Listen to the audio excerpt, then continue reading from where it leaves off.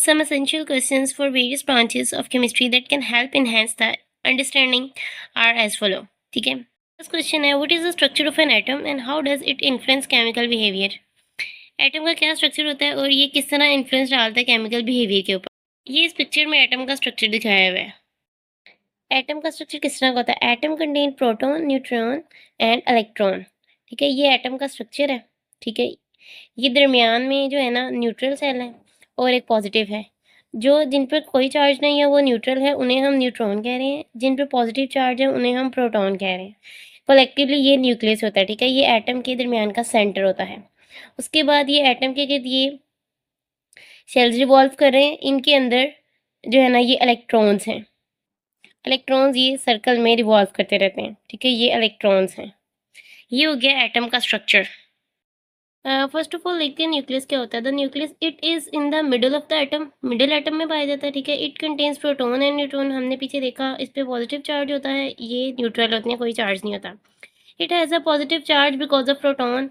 मतलब इसके ऊपर बेसिकली न्यूक्लियस के ऊपर ना पॉजिटिव चार्ज लिया जाता है क्योंकि प्रोटॉन की वजह से। न्यूट्रल तो न्यूट्रल है ना, तो उस पर कोई चार्ज नहीं होता।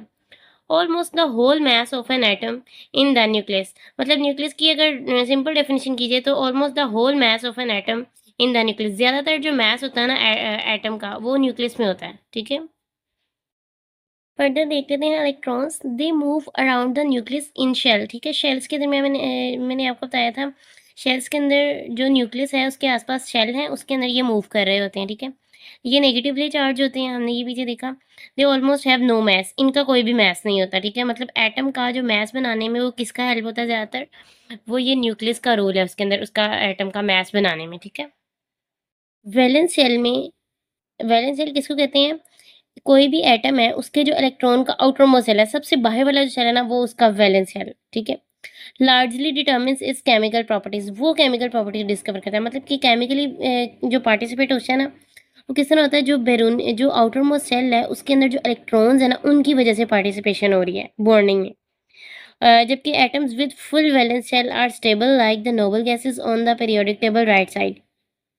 नोबल गैसेस जो होती है ना पीरियोडिक टेबल पे बिल्कुल राइट साइड पर है। ठीक है, जो इन्वॉल्व है हीलियम, नियोन, वो जो है वो स्टेबल होती हैं, उनके एटम्स पार्टिसिपेट नहीं कर सकते क्योंकि उनके आउटर मोस्ट शेल फुल होते हैं।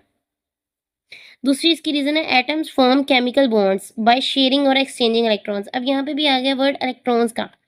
एटम्स कैसे केमिकल बॉन्डिंग करते हैं, शेयरिंग और एक्सचेंजिंग इलेक्ट्रॉन। एक देगा दूसरा लेगा, इस तरह से इन दोनों की शेयरिंग होगी। और शेयरिंग किसकी होगी, इलेक्ट्रॉन। न्यूक्लियस का रोल नहीं है केमिकल बॉन्डिंग के अंदर, इलेक्ट्रॉन्स का रोल है। ठीक है, ओके जी, जज़ाकल्लाह, अल्लाह हाफिज़।